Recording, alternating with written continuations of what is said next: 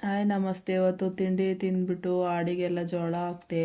ಜೋಳ ಹಾಕ್ಬಿಟ್ಟು ಕೋಳಿಗೊಂದು ಸ್ವಲ್ಪ ಮೇವು ಹಾಕೋದಿತ್ತು. ಮೇವು ಹಾಕಿ ಹೊಲ್ದ ಹತ್ರಕ್ಕೆ ಹೋಗ್ಬೇಕು. ಕೋಳಿಗೆ ಮೇವು ಸುರಿದ್ಬಿಟ್ಟು ಹೊಲ್ದ ಹತ್ರಕ್ಕೆ ಹೋಗೋಣ ಅಂತ ಹೋಯ್ತಾ ಇದ್ದೀವಿ. ಅಲ್ಲಿ ಯಾರು ಕಳ್ತವ್ರೆ ಹೊಲ ಉಳಕ್ಕೆ ಅಂತ ಬಂದ್ವಿ. ಹೊಲ್ದ ಹತ್ರ ಹೊಲ ಉಳ್ತಾವ್ರೆ. ಅದಕ್ಕೆ ಜಟ್ಟೆಲ್ಲ ಬಿಚ್ಚಿಟ್ಟಿದ್ದು ಅವೆಲ್ಲ ಸೇರಿಸ್ತಾ ಇದ್ದೀವಿ. 2 ತಿಂಗಳು ಬದನೆ ಸಸ್ಯ ನೆಟ್ಟು ತೋರ್ಸೋಕ್ಕಾಗಿರಲಿಲ್ಲ. ಇವತ್ತು ಬಂದಿದ್ದೀವಿ ಹೊಲ್ದ ಹತ್ರಕ್ಕೆ. ಇನ್ನು ಮುಂದೆ ಇದೇ ಥರ ತೋರಿಸ್ತೀವಿ.